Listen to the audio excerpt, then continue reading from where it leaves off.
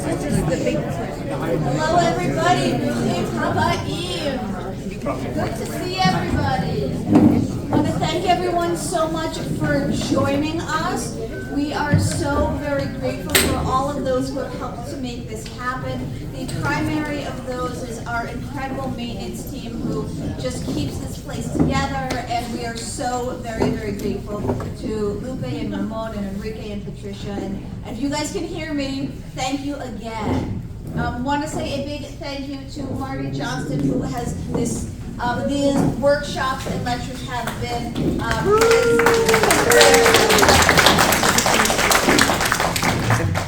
and certainly a big thank you to Professor Graizbord, who is sharing your wisdom and knowledge with us today.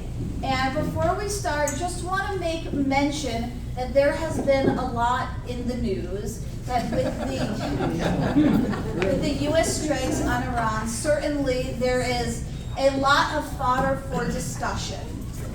And we want to acknowledge that, we want to hold that, we want to keep in our hearts the hope for peace as we work and pray for peace and for the release of the hostages and for a very quick end to all of the wars.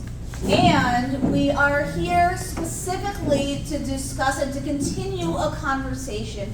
So I want to ask everyone to hold your questions about Iran, because I've got like 1 million, so you probably have, at least 1,000,003. And let's learn more and continue our conversation. And I'd like to invite up Marty Johnson to please introduce Professor Graizbord. Thank you.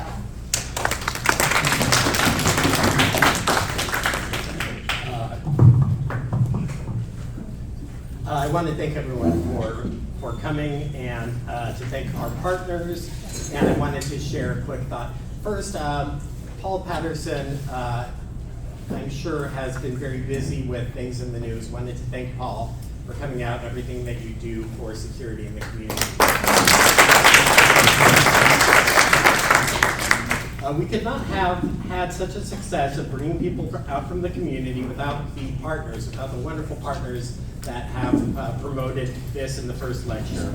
Of course, the first partner was the Arizona Center for Judaic Studies, JPSA, Jewish Philanthropies, and Hava Lipsy-Kohlhauser is here along with Karina Bienwilder from the Center for Jewish Resilience, Jewish Family and Children's Services, Handmaker, Tucson Hebrew Academy, the Jewish History Museum and Holocaust Center, the JCC, Weintraub Israel Center, and 4 congregations partnered with us and sent out information about this. Congregation Chaverim, Kol Ami, Makor Chaim, Bet Shalom, and then Rabbi Seitlin from Chabad Tucson also shared it in their paper and some of their materials.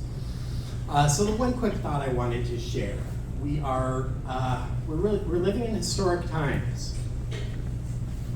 Last night we saw history being made, and I was just blown away and thinking, I've been working on this issue for 16, 17, 18 years, since 2007 when some of the information was coming out, and so many of us have had the Iran-Israel issue on our mind for all these years. So I made a couple of phone calls. The second phone call I made was to a dear Christian friend who has worked very, very heavily on the issue of Iran and Israel. He and I did a couple of events with Senator John McCain of blessed memory when the JCPOA was being debated, and we kind of reflected on the news. And we're not here to talk about Iran, but I had a thought. So after talking to my friend, I went on social media and I saw a lot of comments about Israel and about Iran, and I used a lot of the framework from the first lecture to look at the comments and the commentary that I saw, and using the framework from the first lecture was able to identify the things that were definitely anti-Zionism and anti-Semitism, and in doing so was able to decide, using the framework, using the 3D test, exactly how some of the things were anti-Semitism.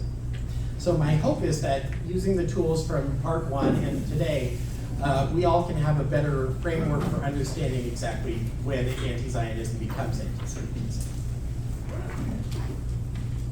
David Graizbord. Professor David Graizbord, a historian, is professor of Judaic Studies and director of the Arizona Center for Judaic Studies at the University of Arizona. At Arizona, David teaches numerous courses in pre-modern and modern Jewish history, as well as the history of the Iberian, Atlantic, the Spanish Inquisition, the history and phenomenology of anti-Semitism. He is the author of 3 books and various articles and chapters in edited collections. His books are The New Zionists, Young American Jews, Jewish National Identity in Israel, 2020, and Early Modern Jewish Civilization, Unity and Diversity in a Diasporic Society, an Introduction, 2024. Can I have a big round of applause for Professor David Graizbord?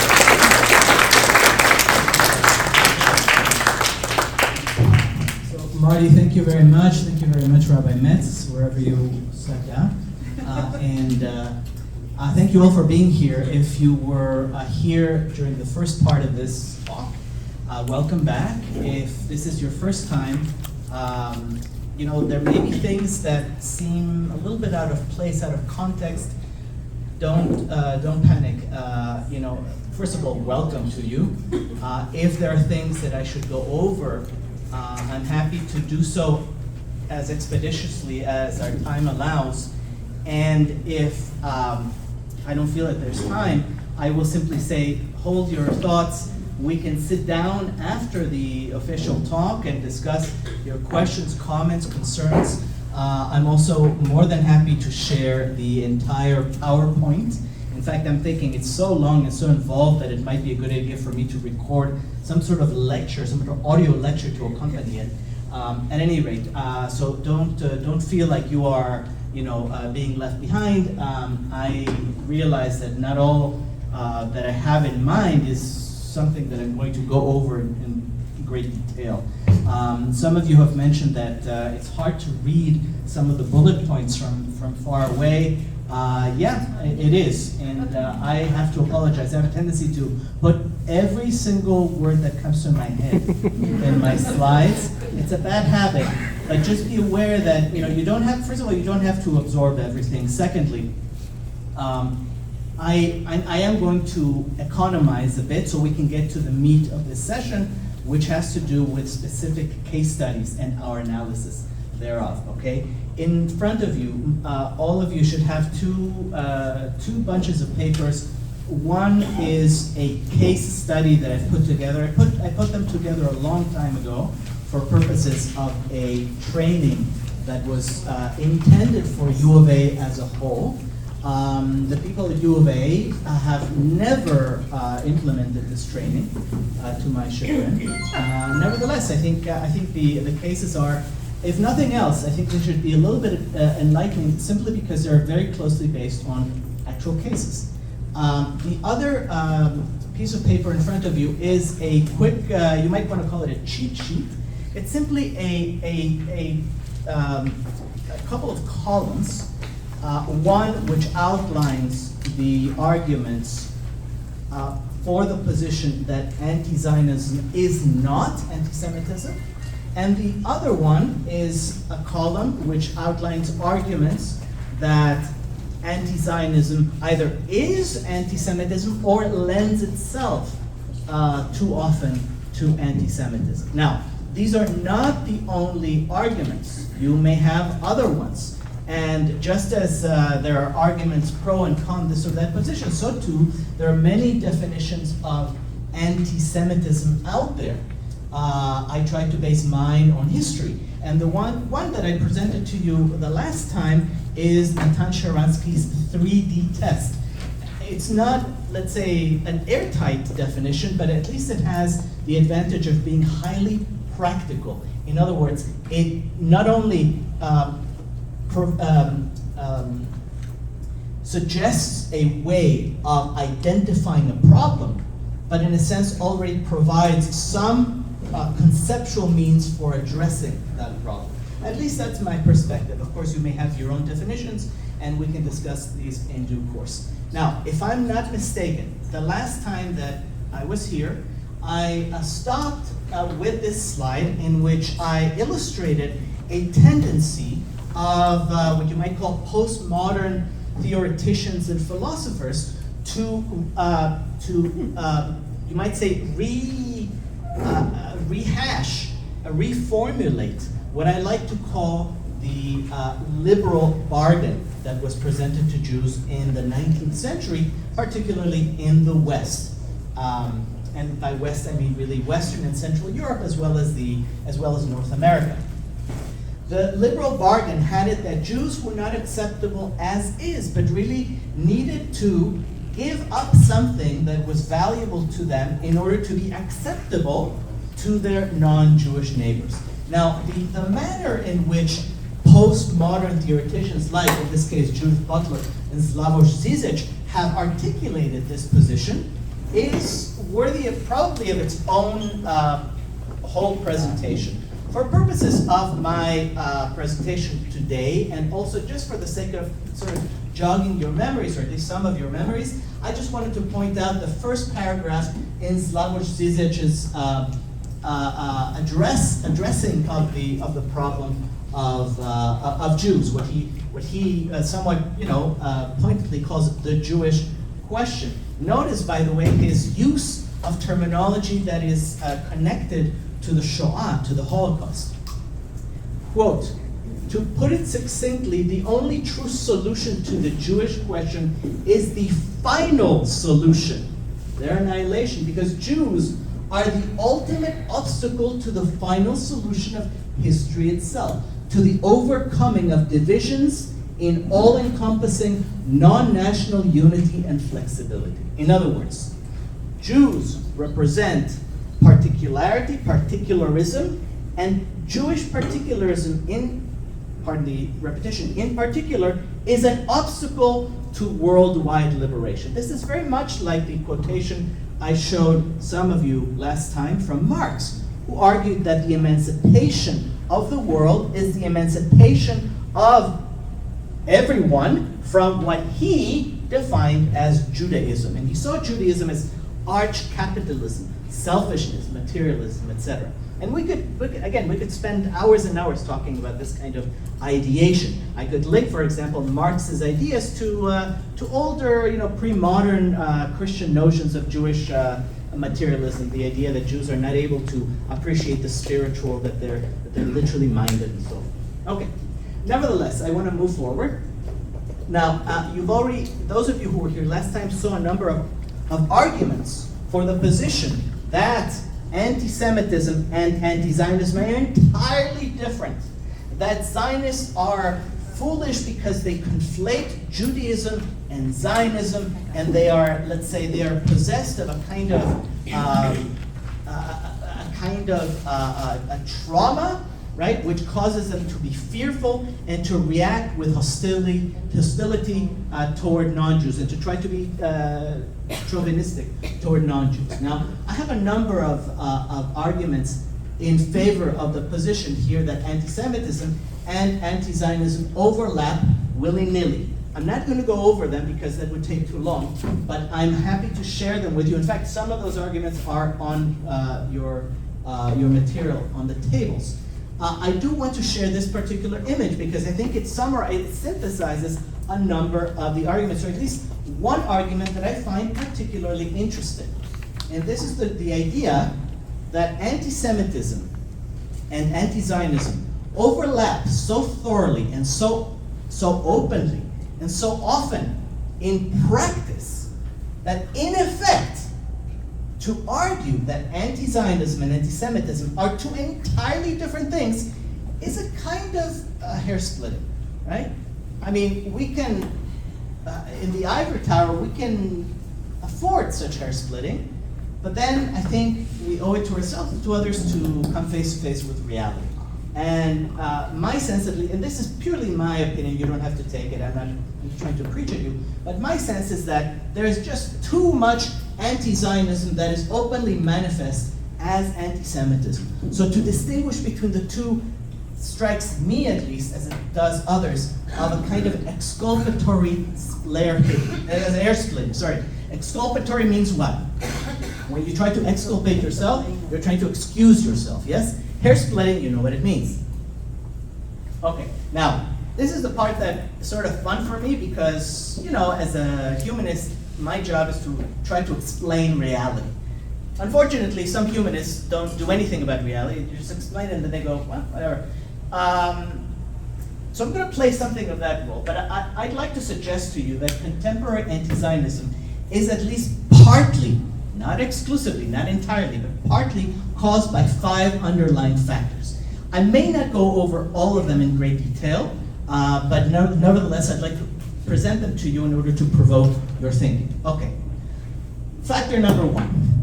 And this is, you can see this as a thesis, not as a fact necessarily. Anti-Zionism is a response to the challenge of how to fit in within the modern diasporic world. It is one of Jews' responses to how to fit in within the modern world. Okay? Now, what are various ways that Jews have tried to fit into their predominantly non-Jewish environments in modernity, in modern times? That is to say, after the French Revolution, after the American Revolution, at a time when science, rationality, and notions of human rights have become dominant, at least in the industrialized West. Well, one response has been, or have been, various forms of Jewish nationalism. There are Jewish forms of nationalism that focus on the diaspora. Now, those forms have basically ceased to exist, or at least they were virtually exterminated, both physically and ideologically, during the Shoah. But then, of course, there is Zionism. That's another form of Jewish nationalism. And then, of course, there is what you might call a traditionalist Jewish nationalism. This is the position of people who consider themselves to be Orthodox Jews, people who view themselves as members of a nation in exile with a homeland that they hope to inhabit, if they don't already inhabit, under conditions of perfect freedom in a glorious future, if not in the present. Another Jewish response to modernity has been what I here call religious reaction. You might call it ultra-traditionalism, and this is what sometimes is referred to as ultra-orthodoxy. I hasten to add that orthodoxy as a concept and as an outlook, as a way of life, is thoroughly modern. Before modernity, there was no such thing as Jewish orthodoxy. There were simply Jews who were much more, let's say, strict in their observance of halakha, of Jewish law, both biblical and rabbinic law, than others. But they didn't see themselves as belonging to a stream or a denomination or a political organization or anything like that that was called Orthodox. In fact, Orthodoxy itself is a Christian concept, if I'm not mistaken. The word orthodoxy was coined by Tertullian, or one of these guys, who was essentially trying to other, if you don't mind the stupid jargon, trying to other Christians with whom he disagreed. At any rate, one way to deal with modernity is to say, nothing moves.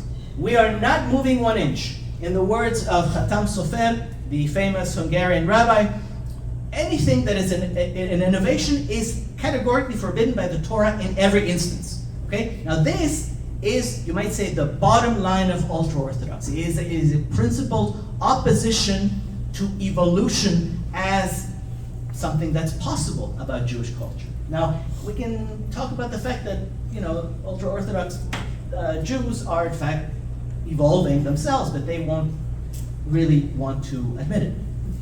Now, another Jewish response to modernity goes as follows. It is the position that Jews have got to break out of what non-Jews and these Jews themselves consider to be a stigmatized and outdated ghetto, right? So what I'm saying here is that many Jews reacted to modernity with a pining for very deep integration with the non-Jewish societies that surrounded them, all the way to a position of assimilationism altogether, right? This is the idea that Jews should cease to exist as a distinct people, as a distinct culture, and should essentially blend into the cultures that host them. either the national cultures of the European nation states, or in the case of the American Republic, into some sort of new, stew created by the melting pot, a new form of humanity. Now, this particular position had many shades and many forms.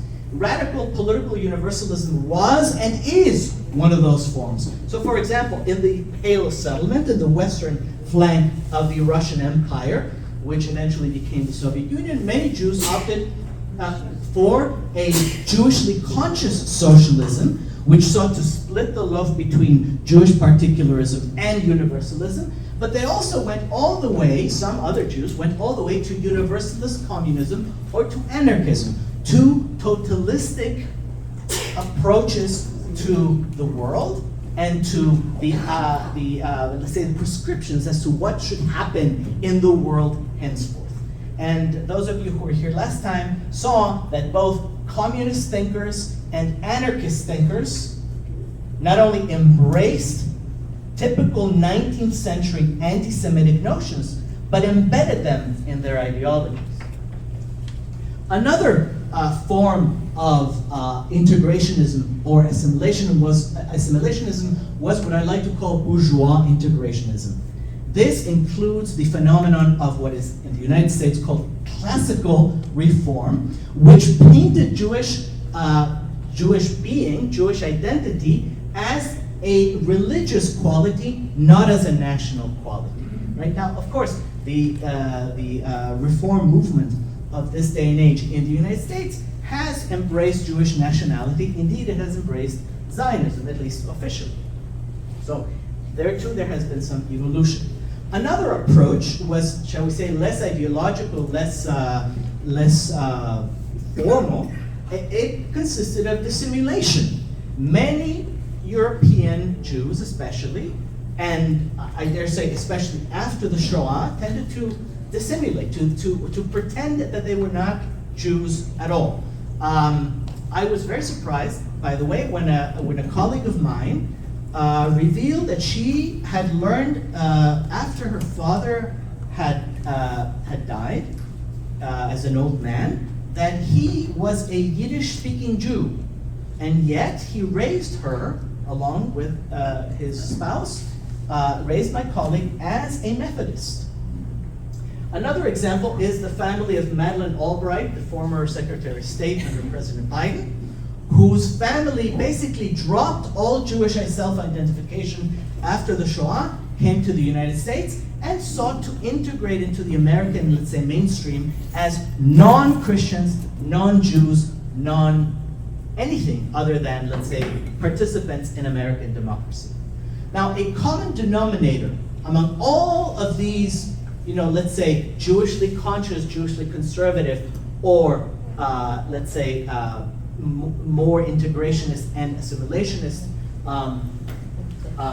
approaches, or I should say, the common denominator among the deep integrationist and assimilationist approaches, not the Jewishly conscious approaches, is that they all renounce Jewish national projects, Jewish national rights as Jewish rights, and in many cases, the desires of the majority of all Jews.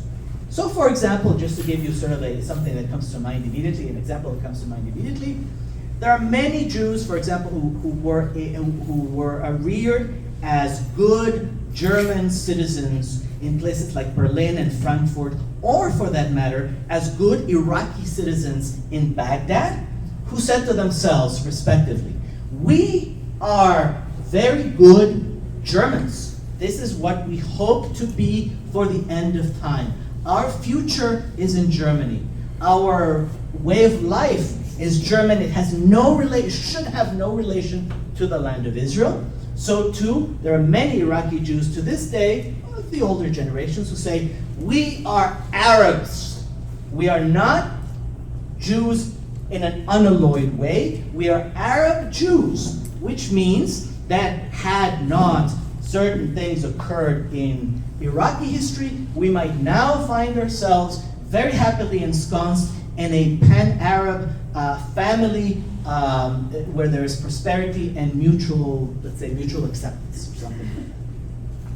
All right, so This is one example of the, you might say, the deep integrationist, or I dare say perhaps assimilationist position. It is the position of Rabbi David Einhorn, a very important member of the early generations of Reform rabbis in this country. I'm not going to quote his entire statement. I'm just going to read to you what's highlighted in yellow. He wrote, quote, "The decline of Israel's political independence as a result of the Roman conquest of Judea was not a misfortune, but a mark of progress, not a degradation, but an elevation of our religion. The fulfillment of Judaism's mission is not dependent on the establishment of a Jewish state, but rather by a merging of Jewry into the political constellations of the non-Jewish state." Why am I giving you this quotation? It's from 1845. Who cares what happened in 1845? You gotta live for today, man. No, not only am I a pedantic historian, but I have to give you a sense of where the anti-Zionist rhetoric of today may have some of its roots. Here's what you might call proto-anti-Zionism in a progressive socialist form. We have a statement here from the famous socialist activist Rosa Luxemburg, who was unfortunately killed by state security during an uprising in Germany. She received a letter from a friend of hers, a Jewish friend of hers, who was asking about the disasters that were befalling Jews at the same time that, that the First World War was underway. And for those of you who may not remember, some of the biggest massacres of Jews occurred in Ukraine during the First World War, which coincided with the Russian Civil War, the wars between the whites and the reds. And I dare say, had it not been for the subsequent Shoah, we would still remember the massacres in Ukraine as the most horrific disaster in Jewish history, other than perhaps the fall of the Second Temple and the Khmelnytsky or Cossack massacres of 1640. At any rate, Rosa Luxemburg received a letter from her friend who was asking her, so where do you stand about Jews and Jewish suffering? And Rosa Luxemburg wrote the following: "Why do you come to me with your particular Jewish sorrows? I feel as close to the wretched victims of the rubber plantations in Putumayo and the Negroes of Africa with whose bodies the Europeans are playing a game of catch. The suffering of innocent victims of German-perpetrated genocide in the Kalahari Desert reverberate within me so strongly that I have no special corner in my heart for the ghetto. I am at home in the entire world, wherever there are clouds and birds and human tears." Okay? So this is a position, in my view, that completely divorces the ability of Jews to experience love and belonging within the confines of their own Jewish communities and families, on one hand, and the ability to empathize with other human beings, therefore. It is as though, for Rosa Luxemburg and other universalists like this, it is possible to leapfrog over Jewish particularity, Jewish particularism, and go straight to universalist love of humanity. Okay? So, to rather, to spoof this, let me say that strikes me, at least, it may strike you differently, but to me that sounds a lot like saying, well, if I happen not to be in the same room with my wife, I'm going to treat as my wife any other woman who chooses to, to hang out with me. I submit to you, and this is where I get, I take off my historian's hat and I put on my op-ed hat. I submit to you that this is not very realistic. And if it's possible through a certain elision of what are the core relationships that people, at least self-respecting Jews, build through their lives. Okay. Another factor that I wanted to deal with, I won't dwell on it at great length, is the interpenetration of Soviet with Arab anti-Israel rhetoric. Now, the Soviet Union, as a very fine scholar by the name of Isabella Tabarovsky has proven, Soviet Union spent a great deal of money and brain power to promote anti-Zionism in the countries that that the Soviet Union already approached as satellites, or that it wished to, let's say, to move in an anti-American and an anti-Israel direction. So the Soviets put out images such as this, right? Conflating the Star of David, both a Jewish and an Israeli symbol, with the swastika, right? And you see here the same exact symbol, very prominent in present day anti-Israel demonstrations. This particular image is quite telling, right?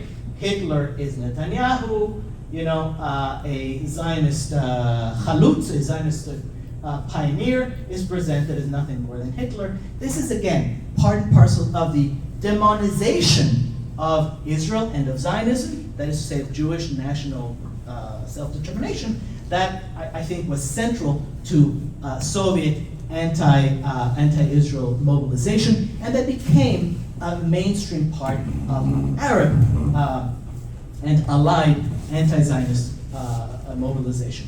These are also Soviet or Soviet-sponsored images which demonstrate the ways in which Soviet propagandists sought to translate Soviet animus toward Israel into a means of galvanizing the racial and political minorities, at least the promising, righteous peoples of the earth, to rise against American hegemony and Israeli, alleged Israeli evil. Here we have the presentation of Zionism as equivalent to KKK racism, right? Notice this little figure here has in his or her little sheet has the eyes cut out, but these are Stars of David, right? Whereas the standard KKK sheet only has ovals for eyes. At any rate, this is another very typical canard of these days, right? Vietnam equals Palestine. What's the what's the slogan of the day? There was a town in Missouri in which a young man was killed by the police, and the anti-Zionists took to basically they took on this cause, and they said town X in Missouri is the same as Palestine, or something like that. This is the same kind of sort of lazy thinking that draws equations between very, very different cases, right? But this is based, again, on a Soviet device, right? To say that everything is the same. That in the world there are just, unalloyed bad guys, and there are unalloyed good guys. And if you dare to try to pick apart the cases and the circumstances, whatever, you're just being a counter-revolutionary, some sort of evil stooge. Another factor which we have to consider, particularly as regards academia, is the proliferation of theories based on the thinking of Frantz Fanon, and as well as the rhetoric of Malcolm X and the Nation of Islam. Now, why do I mention these particular thinkers and activists? Well, because they had a tendency, all of them, to argue in very binary typological terms. In other words, they rendered archetypes, human archetypes, and they pitted them against each other. This, again, to me, is a particularly lazy way of thinking about humanity. So, for example, Frantz Fanon, viewed here, he was a very famous philosopher of revolutionary liberation and an advocate of the Algerian cause against France and so forth. he tended to talk about the white man against the black man. Now, I'm not suggesting that Frantz Fanon was an anti-Semite. In fact, there's evidence that he was not an anti-Semite. But this way of thinking in terms of sort of very simple totalistic notions of what humanity is, I think is something that appeals very much to the purveyors of anti-Semitism and anti-Zionism. In fact, of all radical ideologies. For his part, Malcolm X tended to speak about white devils against the righteous heroes of history, the ideal humans, namely blacks, right? And both Malcolm X, at least before he became a much more, let's say, ecumenical Muslim in 1965, and Frantz Fanon, who died pretty young, if I'm not mistaken, spoke in terms of the oppressed and the oppressor. Again, these are categories that they tended to reify, to render as absolute terms of discussion. If you don't agree that they're oppressed and they're oppressors, something's wrong with you. If you want to ask yourself, if you want to ask history about all the great areas that it generates, if you want to argue that not all human beings can be reduced into some binary, right? Then you're a problem. Then you're part of the problem, not part of the solution. Okay? So this is one thing that I think underlies a great deal of anti-Zionist rhetoric today. Another factor is what I like to call the romance of righteous native peoples among guilty folks in the Western democracies. And in other places, by the way.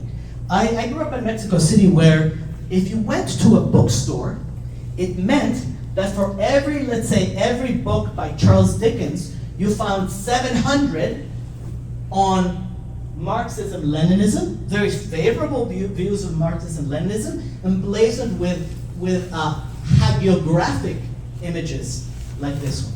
For a chance at a raffle ticket, what is hagiographic? Hagiography is the narrative that tells the life of a saint, right? In very pious terms. Oh, Saint so-and-so was wonderful. He loved his grandma. He helped his grandma across the street. And when he saw something he had to fix, he fixed it. And he got messages from God. And he got the stigmata. And what a great guy. Okay? Well, that's a hagiography. Well, that's the same that applies to people like Ernesto Guevara. By the way, that was his name, Ernesto. Right? And ultimately to people like Mao Zedong and Yasser Arafat. These cool heroes of people's liberation, of progressive politics, of stick it to Whitey, that kind of thing. So again, think of the way to simplify history by looking at good guys and bad guys, cowboys and Indians, right? A completely immature, in my view, my perhaps not so humble view, an immature way of regarding history. There is right and wrong in history, and we all have a right and a responsibility to define it. But I think we owe it to ourselves to think in terms that are far more nuanced than comic books. All right, now I'm not going to go over all of this. I can hardly read it myself. I have to look at it. But I want to recommend to you two works. The first is by Elaine Showalter, you might say a public intellectual, a journalist, etc., who wrote in 1987 something called Histories, Hysterical Epidemics and Modern Culture. She is, in this book, she's making the argument that, like all narratives, mass hysterias have their own conventions, their own stereotypes, their own structures. I would like to suggest to you that much of our current political discourse, right, center, left, is infected with these structures, these stereotypes, particularly the further we get into the radical extremes. For his part, this fellow here, David Aronovich, writes about conspiracy theories, especially in a world of, let's say, free-flowing conspiratorial thinking through uncurated mass media, especially social media. He argues that, that essentially ideas that become conspiracy theories have the quality of memes. They replicate themselves because of their utility of sharing notions that, that feel very genuine and very powerful to those who employ them. Again, I'm not going to go over the arguments here. I want to get your input on a number of things, okay? Let's talk about some real life cases, and then you can decide what you think. All right. This piece of paper was sent to me, not the piece of paper itself, but the photograph of it, some months ago by a fellow member of Judaic Studies. Her student had received this piece of paper. In fact, the piece of paper has been posted to the student's door. The student is a, a self-respecting, Jewishly identified person. And what he found on his door read, "Dirty Jew calls the cops, death to you and all dirty Jews. Free Palestine," surrounded by swastikas. Okay, so I ask you, is this anti-Semitism or is this not anti-Semitism? And if so, why? And if not, why not? Look, it's progressive politics. He wants to free Palestine. Go ahead. I think it's anti-Semitism. Why? Because he's saying dirty Jew Okay. and death Okay. to you. Okay, but wait a minute. Something like, you have to know statistics. 8.7% of every 10 Jews supports Israel. So this is a logical assumption to make on the part of the person who wrote the note, right? You see a Jew walking down the street, maybe lives in your dorm, so this person must be pro-Israel, right? That's an assumption that is Okay. statistically in his favor of thinking that they are Okay. for Israel, but he is taking the leap on his own without knowledge. What knowledge does he lack?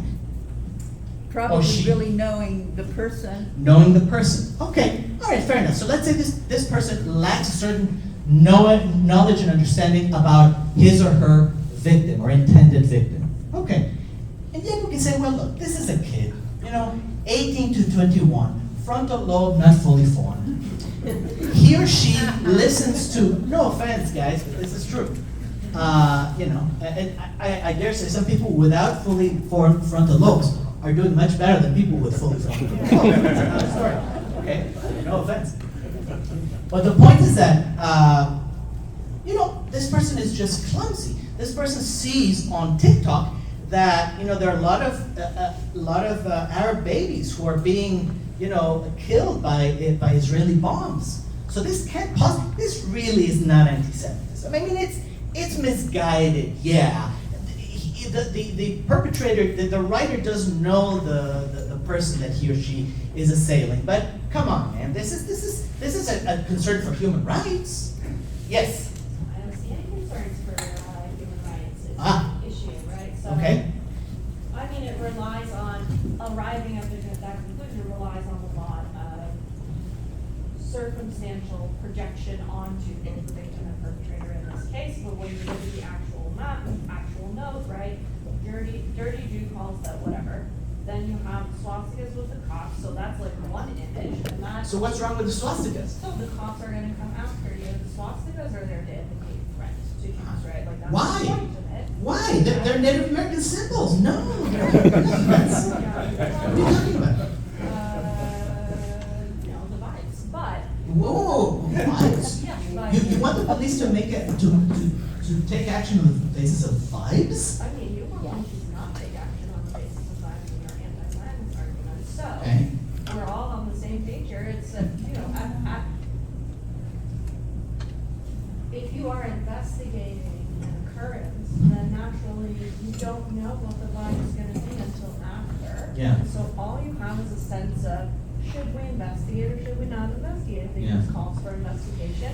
I think the Free Palestine here with the row of swastikas means that Free Palestine in this context is alluding to a genocide of the Jews that that's what Free Palestine means in this context. Yes, okay, However, that's only what I'm reading in it. Sure. I'm willing to hear from the student, Yes. exactly what it is that they mean. Absolutely. I would say that you mentioned one key word here, and that is context, Yes. right?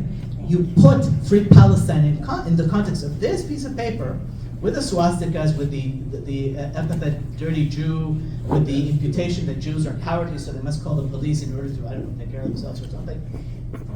This is definitely hostility to Jews, as I would put it, as I see it. Moreover, we have to understand that the swastika is not some neutral symbol, and it's a historically proven symbol of anti-Jewish hatred. Moreover, here the phrase "Free Palestine" functions as a kind of verbal swastika. It's leveraging symbology as a threat. Okay. Okay. All right. For a contrary view, yes. To some people, Free Palestine is a humanitarian statement, Yes. and it has nothing to do with the anti-Semitism. Granted. So, therefore, this is not an anti-Semitic No, artifact. Yes. no, it is. It says Okay. dirty Jews, dead Ah, to you. So it is ah, anti-Semitic. okay. It's not anti-Zionistic. Is it not anti-Zionistic? No. Aha. It is simply Where anti-Semitic. where does it say something about Israel? How do you free Palestine in a Nazi way? In a two-state solution. How do you free Palestine in a Nazi way? And have Jews continue to exist in Israel? No, I will If you're agree going for the that- Nazi approach. I will agree that Free Palestine is controversial, but until we interview the writer of that, we don't know what it means. We have an idea by the declaration, but Free Palestine can just as well be promoting a two-state solution as against the Jews. Let's say, rather than have everybody gang up on somebody, let me suggest the following: that Free Palestine, right, is not explicitly arguing for any particular diplomatic or other solution. That much is a given. That it occurs in the, let's say, in the context of targeting a Jew, a person who may or may not be a Zionist, that I think condemns Free Palestine to a meaning different than this innocent one, along the lines of let's free Palestine by creating two states. Is the swastika anti-Semitic or anti-Zionist? What do you think? Oh, it's anti-Semitic. Okay. Absolutely. Okay.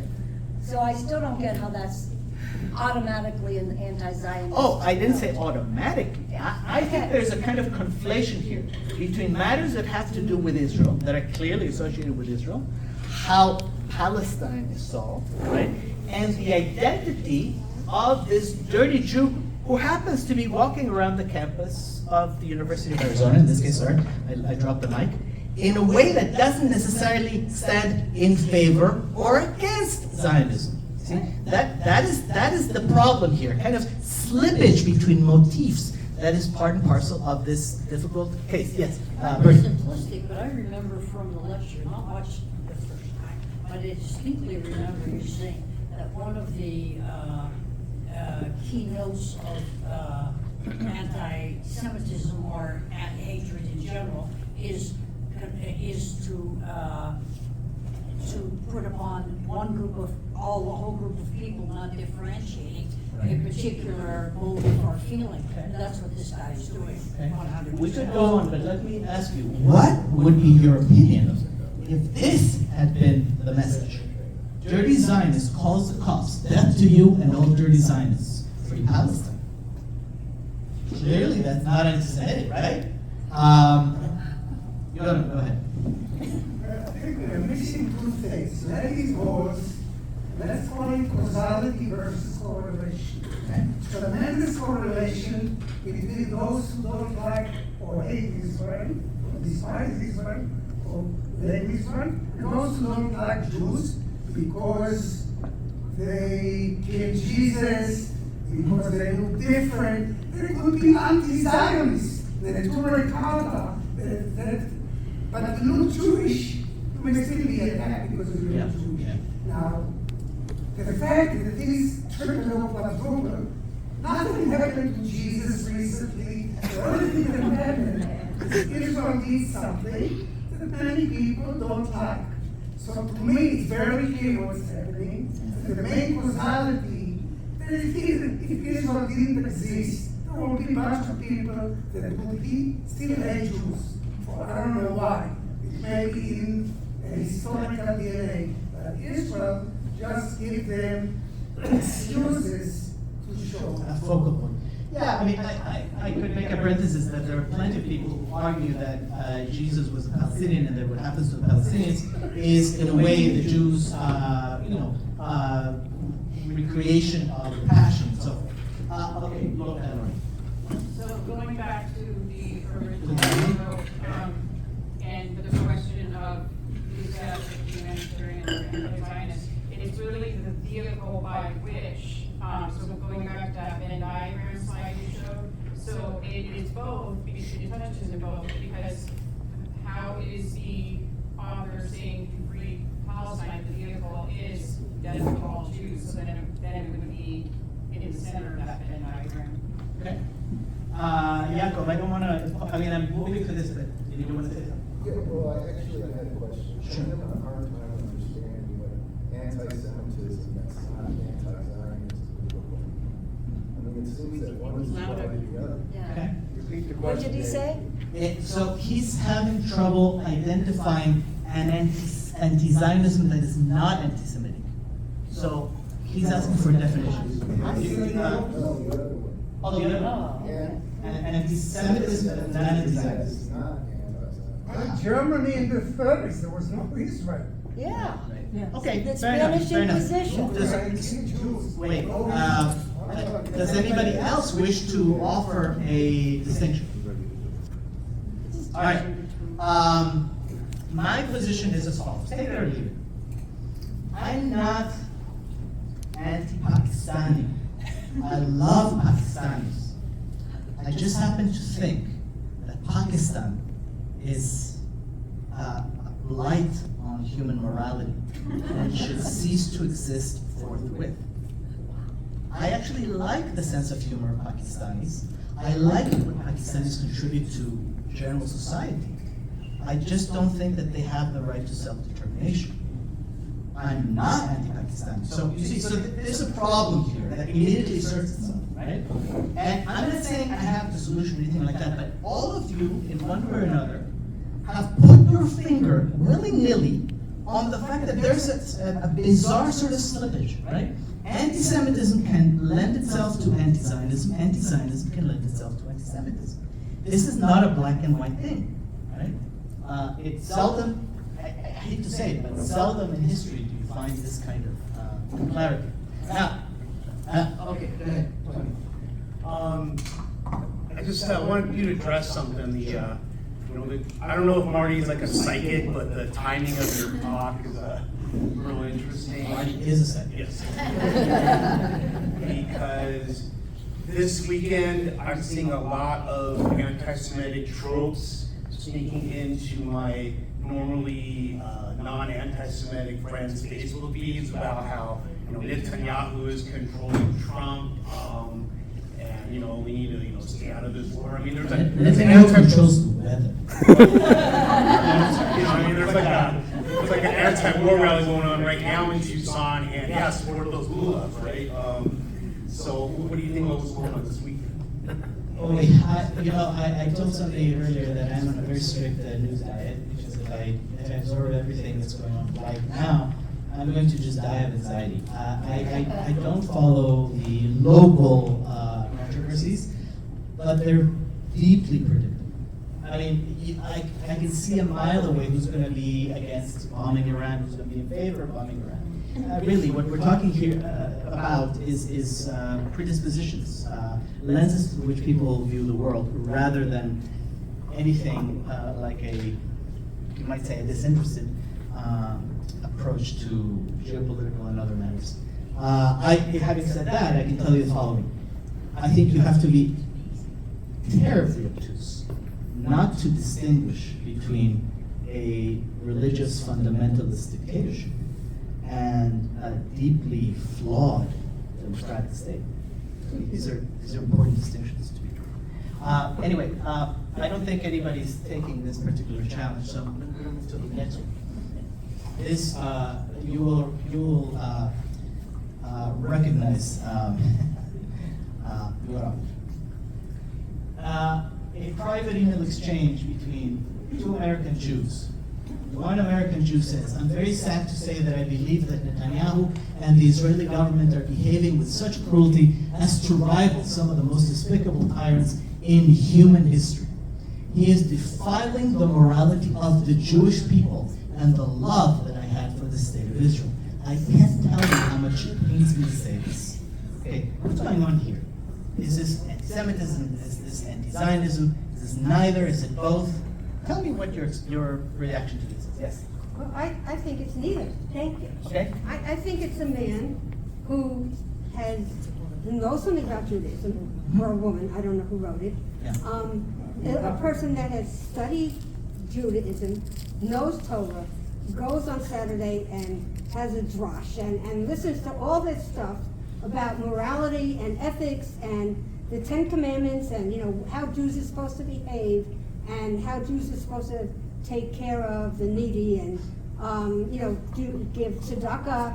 And, you know, in the Torah there are certain sections that deal with how communities are supposed to be set up and how you're supposed to take care of the different people in the communities. And when he sees Netanyahu acting like that, Like what? Netanyahu acting, first of all, when he sees what's happening in Israel, it's between his cabinet, the very Haredi, and the secular, that right away pains, is really painful, because that's how Jews were destroyed in the past, and the temples were destroyed when the Jews had this internecine fighting. That is really painful. And then you see him, you know, you see the war in Gaza. I hope and- everybody can hear, by the way. Can you hear? Speak louder. Oh, you see the war in Gaza, and you can't help, no matter what you feel about Israel, you cannot help but feel something else when you see children on the news that are dead. You might be seeing the same 10 children over and over and over again, though you don't know it. There might only be 10 children, but still, it's painful to know that Jews did Sure. that. Okay. So it's Well, not anti-Zionism, it's not anti-Semitic. I grant you a lot of that, okay? Let me focus on something in particular here.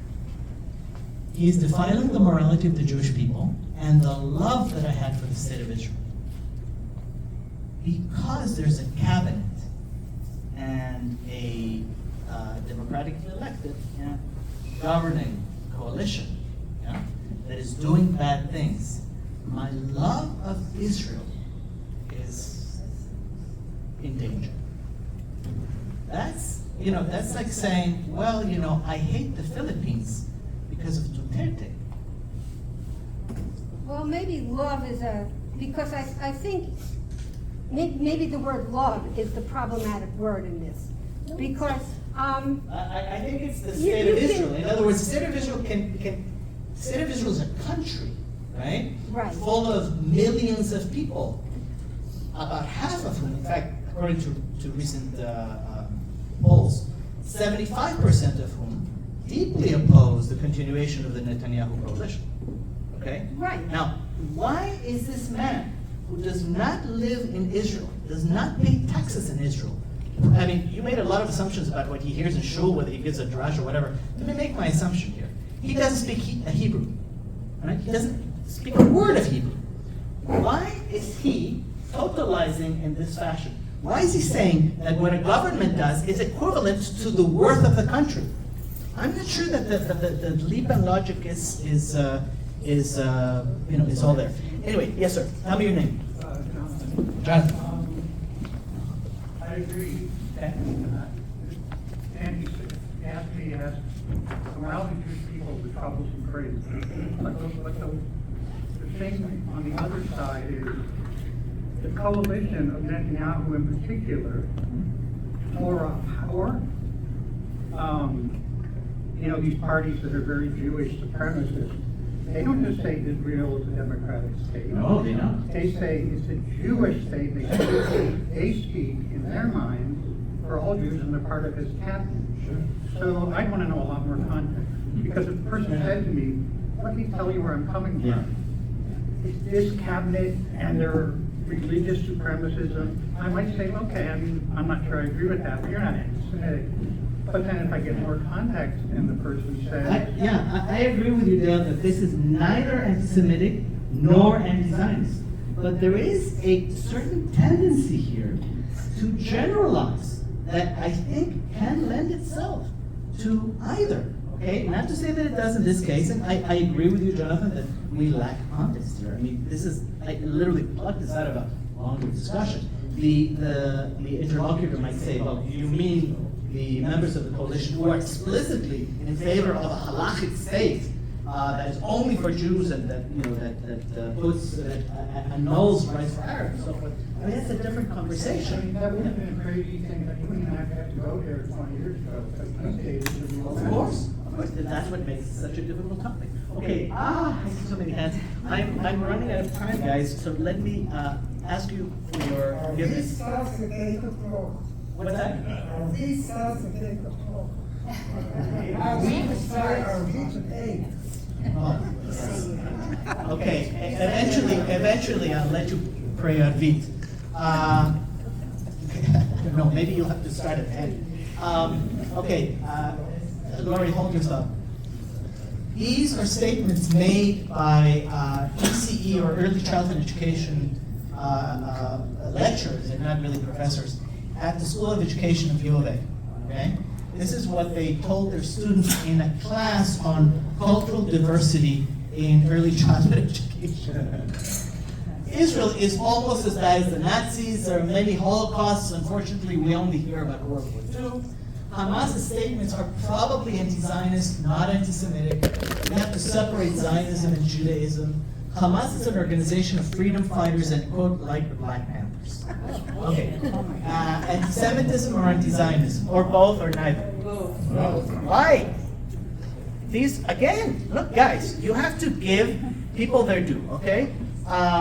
We have a situation in which these crazy right-wing Jews who give a pass to Smotrich and to Ben-Gvir and people like this, guys who go to such awful places as Congregation Anshei, right, are busy every day of the week after they sing Hava Nagila, busy trying to excuse the crimes of the IDF. We know it's a proven fact that the IDF is committing a genocide on the scale of the Nazi destruction of, the Japanese destruction of Nanjing. Yes? Go ahead. It's blood libel. Why? Because it's false. Why is it false? Because there's no genocide. But because what? Because there is no genocide in Gaza. There's a genocide in Give me your 20-word argument that there's no genocide in Gaza. If you go by Hamas numbers, which are Hamas numbers, but take 52,000 dead, 25,000 are Hamas. So you have 25,000. You have 5,000 to 6,000 natural deaths a year. So that's about 9,000 deaths. Okay. So you're left with. Okay, but Beth, it's awful. I mean, somebody just told me that they see pictures of children, buried in the ground every day. It's the same 10 children, but whatever. It's pretty bad. It's pretty bad. They're Syrian children, it's but not, whatever. So it's not a genocide. Okay, fine, but it's pretty darn bad. It's not as bad as Sudan. It's not as bad as Yemen. It's not as bad as what happened to the. What happened to the standard? Is that the standard you want to hold for yourself as a Jew? Like you do so well compared to Sudan? Please, Beth. We are a moral people. We're a moral people. The only thing that the Torah is made for is so that we are nice to each other. It doesn't say kill Amalek, all of Amalek. It doesn't say that. It does. It does say that, of course.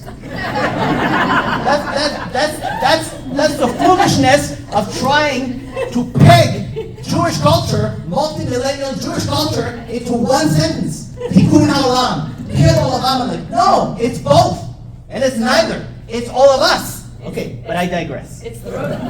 You go after the Roda, and there are civilian casualties. There's no war in which there isn't civilian casualties. And when you have a population of militants who violate, and are not called out on all their war crimes as, posing as civilians, using the weaponry and being taking children and throwing them in front of their missions. It's like, you know, using hospitals, all that stuff. Okay. Using the UN. Thank you. Laura, you've been very patient. Sorry.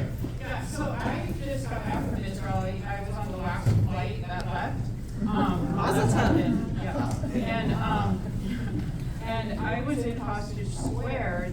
They gather every Saturday at 8 p.m. And one thing that really was amazing to me is how many Israelis do criticize the government, but the fact that they do have the freedom to criticize the government freely, publicly, is a wonderful thing, because we do have a democracy in Israel. That is my answer to that. This guy doesn't see that. Right, exactly, because people aren't there in Israel and they don't speak Hebrew.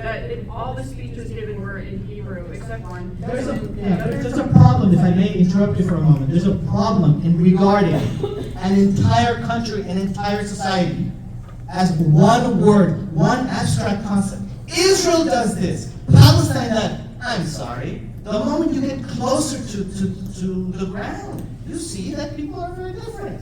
And there's a lot of message going on. And the other thing was, this synagogue that I went to in Tel Aviv, the rabbi there said something very profound that is my other answer to the other slide.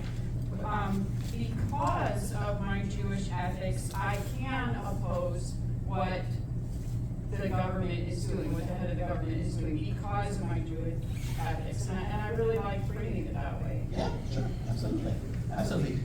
What I would say, you know, in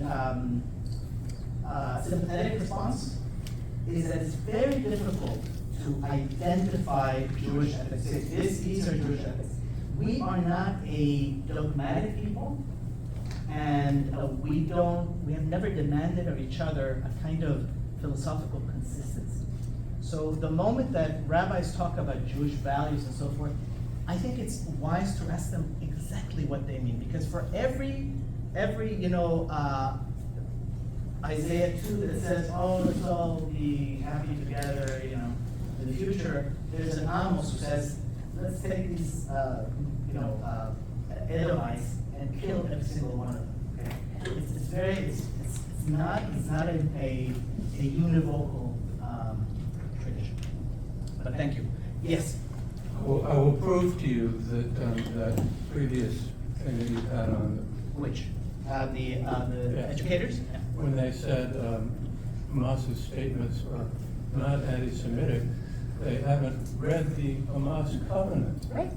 Or any of the statements of as a religious duty to kill all Jews. So that's incredibly stupid. Well, it's uninformed, to say the least. There are those who say, like my colleague Maha Nasser of Middle Eastern Studies, that no, in 2017, Hamas issued a replacement charter that says, no, we're not anti-Jewish. We are anti-Zionist. Yeah? But then you have to look at the statements of all the big shots who are now, some of them no longer speaking very much. And you can say that they have changed since their 88 charter. Yes. Okay. I'll make it quick. So I see this as a bigger worldview that Israel has a very difficult task in that if we allow Hamas to do what they do and attack and then go hide behind the civilian population, it gives a blueprint to every terrorist organization in the rest of the world. That's all they have to do, and they can get away with it. You know, you're just covering up for criminality.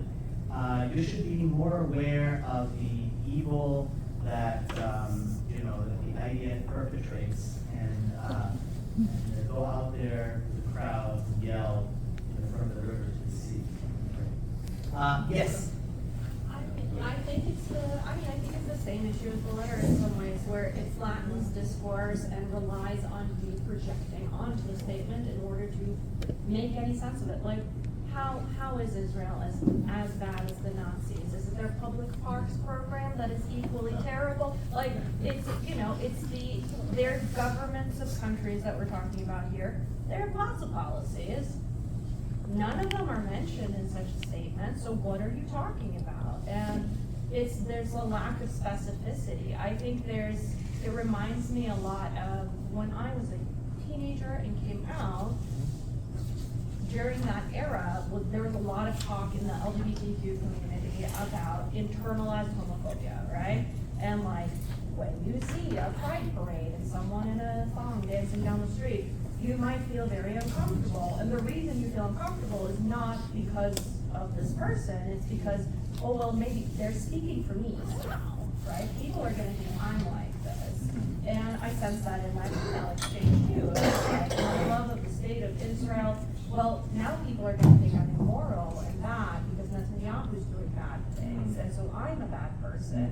And that inability of separating out, that's just like, yeah, other people are complete human beings, and they do things and don't do things, and we have relationships with them. They don't reflect on you any more than you reflect on them.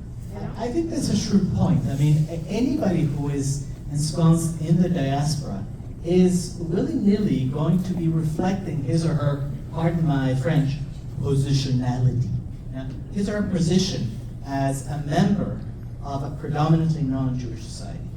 I think we all carry with ourselves a consciousness of how we are perceived by people with whom we're not culturally intimate. And even if they love us and we love them, there are things they don't understand about us. And I concur with you. I don't think that everybody here does, but I concur with you that is, I can smell that in that gentleman's. A little kernel. Yes, please. Can you back up the slide to the Netanyahu one? That one. Yeah.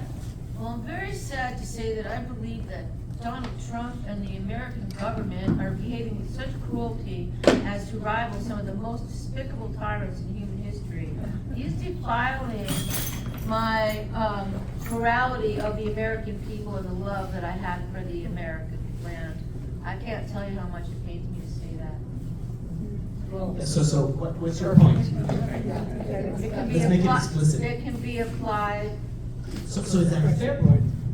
Anywhere. You can change who you're talking about and apply it. Yeah. My question is about assigning value to the statement. In other words, some people, I mean, myself included, I cannot stomach Trump and his policies, okay? I'll just be very honest about that. At the same time, yes. At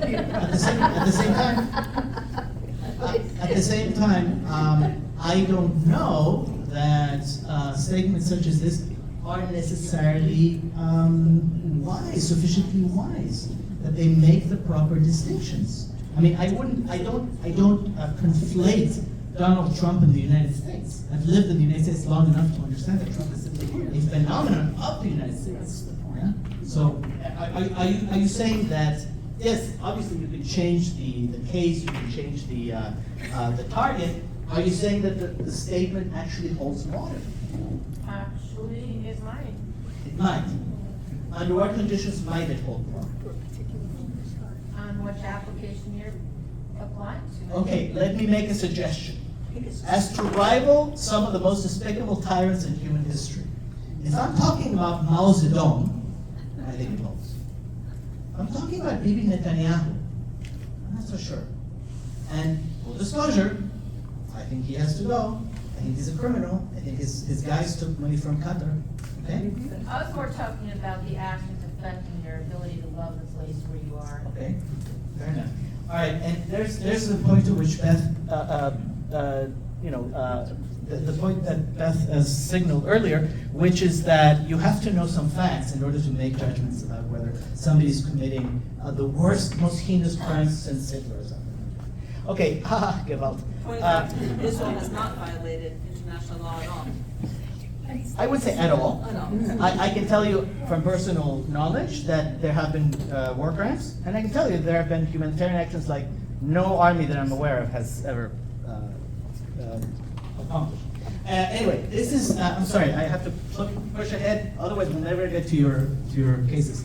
A public high school in some southwestern state in the United States, I don't know which one, which has a robust honors program, has students in its honors debate class engage in a formal debate on the following proposition. the state of Israel is illegitimate and should not exist. Anti-Zionist, anti-Semitic,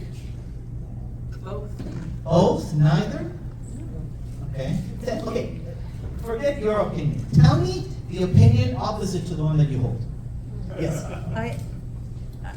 I don't see it as anti-Semitic, anti-Zionist. I think it is making the students look, think, read some history, find out, take the positions as if, and then come together and learn to speak.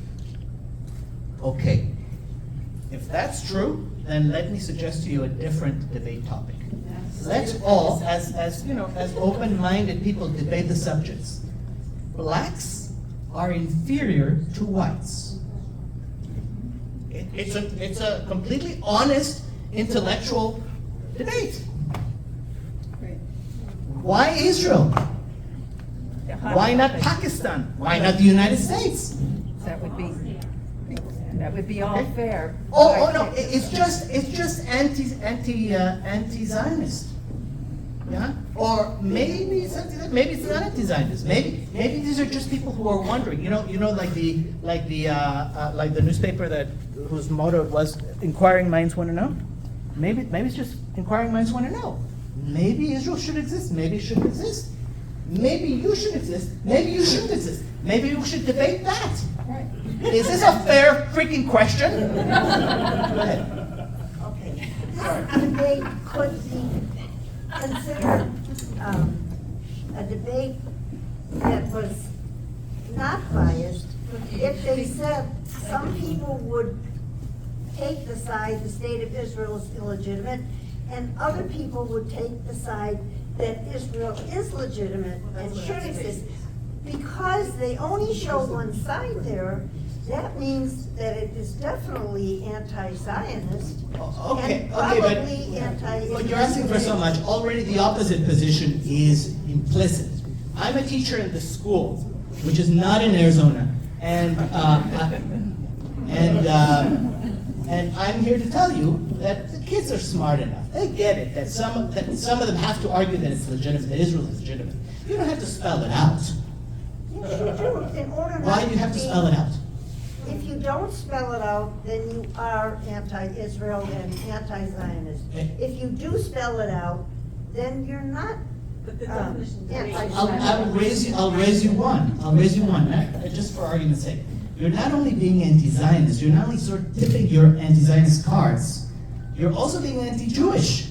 Because who the heck among the kids is going to feel this question like a stab at the heart? I agree. 80% of the Jewish kids. And you have to know it's before or after October 7th. If it's after October 7th, you betcha. It's wrong. Especially so. Yeah. It's wrong. Okay. David, well, there's 192 countries of which this could apply. Yeah. And this is the one that was isolated. Yeah. Look, if we want to be fair, if we want to be, educating our kids in civics, we might as well ask, does the United States have a right to exist? Yes. Two things that I just wanted to state about this, that I don't think I have enough information to come to a conclusion. As a high school administrator, this is a public school, I would first ask the teacher, what standards are you pulling, because it should be standard-based teaching. I also don't know the background and the unit that the teacher was starting with. Maybe they were giving both sides first, and then asking students to then give their opinion. But if we, like most things, just accept it for what it is, then it looks wrong. Fair enough. I'm asking you to accept it as what it is. And to me, it looks, it's pulling students who are connected to TikTok and see all this stuff to give their opinion in a way that is uneducated opinion because they don't have the knowledge from that. But I do believe that most public school educators, there's more to this. There's certainly more to this. I have to say that having had to deal with Catholic history, that very often the problems that arise do not arise because there are multiple voices at play, or because all teachers are unethical. It is because of imbalances of power that are abused in the ones, okay? I think, this is my opinion, again, I happen to have the microphone, so I have the luxury of saying what I think, but don't take it as, you know, as certainly not as gospel, right? But, ha ha ha, as Torah from Sinai. But the point is that when a teacher says, okay, class, we're going to discuss whether Michael should have a haircut, that's a little bit tough on Michael, okay? I think that's unfair. I think that implies a certain focus that is, first of all, it's arbitrary. Okay? Again, if the kids are going to study a country, let them study the United States. Let them study Southern Arizona. Let them study, oh, I'm sorry, it's not in Arizona, it's in Colorado, whatever. You know, there's a logic that I think teachers have to be very careful of, justifying, constructing, etc. Granted, I'm not giving you the whole story, and I'm not suggesting that this is the whole story. I'm only pointing to a creeping problem. All right. Now, how are we doing with time, Marty? Okay. So listen, we don't have time for the case studies, so what I'd like to propose is the following. Each of you has a case that I constructed on the basis of actual, you know, the documented reality. And I've posed at the end of each case a question, right? Is so-and-so anti-Semitic? Is so-and-so being anti-Zionist, et cetera, et cetera? And some cases are, in my opinion, more clear-cut than others. There are no right and wrong answers. All I've done here through this presentation is, I hope, given you some tools for thinking about these matters in a way that perhaps breaks out of the superficiality of public discourse. You have, of course, the list of arguments also in front of you, as well as Natasha Ransky's definition of anti-Semitism as a quick reference point. So I apologize for going over time. There's much more to discuss. We live in tough times, and I think, I don't know, based on the responses of those who spoke, that we have at least succeeded in stimulating everybody's thinking and hopefully addressing these matters in a way that's serious and